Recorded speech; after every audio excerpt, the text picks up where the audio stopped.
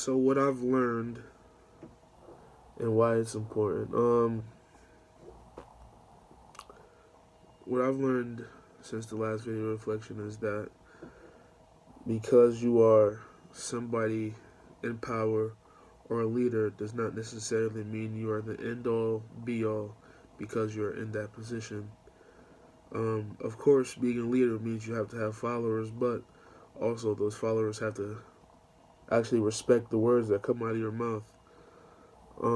And like the last activity we did, when the top with the shapes and when the top shapes got the ability to make all the rules and control the game, um, they were making some pretty bogus rules that only benefited them in the game. And me being a part of the middle to lower class, if you would say, when we heard those rules, we decided to not play.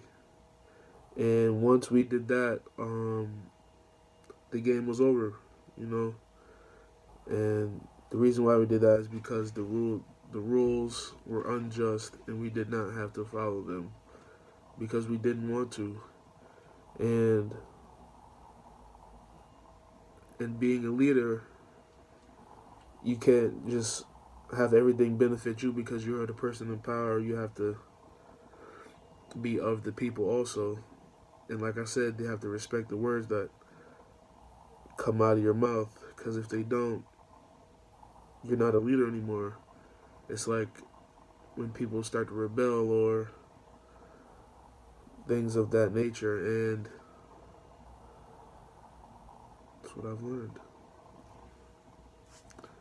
Um, this has affected the way I think about people in the sense that I'll relate everything back to work because that's just where I'm at most of the time. But and the stuff that my managers will have me do, because they're above me, so they're the person in power in this situation. So most of the time, I work a lot, so when I'm at work, they'll give me tasks to do and just a work list just to keep me busy, and they'll tell me about how they want me to do it, how they want it done, and how they want things to look. And I wonder to myself most of the time, is this the right way? Like, is this the best way this thing can be done, or do you want it done this way just because you want it done this way? And like I was saying in my previous video, that when you're the person in power, you only have power because somebody gives you that power, and the only reason that they give you that power is because they respect the things that come out of your mouth. And like I said, I wonder, is this the best way to do things, or is this just the way they want me to do them? And I wonder how I could be the most effective person at my job.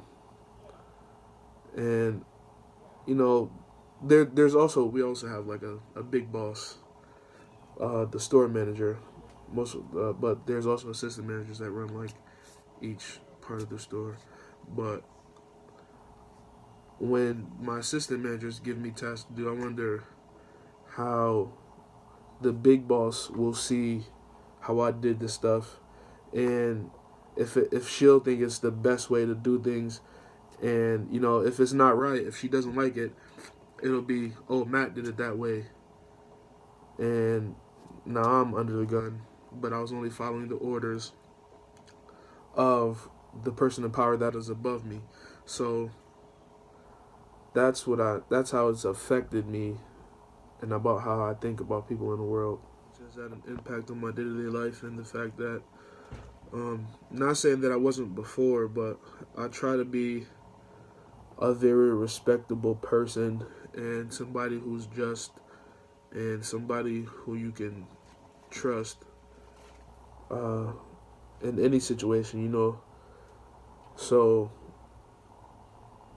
I probably relate most of the stuff I say to the recent activity we did, because we didn't have class for a month, and I can't really remember what other activities we did, and I'm sorry. But like I keep saying, people have to respect the words that come out of your mouth. And if they don't, then they can't trust you and they can't elevate you and you can't elevate them, you know?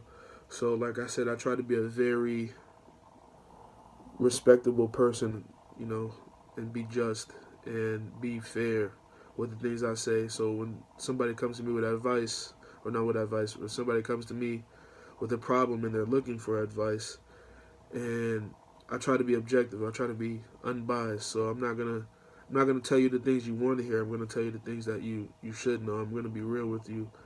And like the recent activity we did, you know, the people at the top wanted to show that they had power instead of, you know, thinking about the people that were under them or thinking about where they came from, you know. So I think about that and relate that back to like politics. You know, people talk about the 1% and everybody wants to be the 1%, but what is the 1% really doing for us? Because 9 times out of 10, you're not going to get to be the 1%, so you have to think about the reality of the situation. You know, you can't be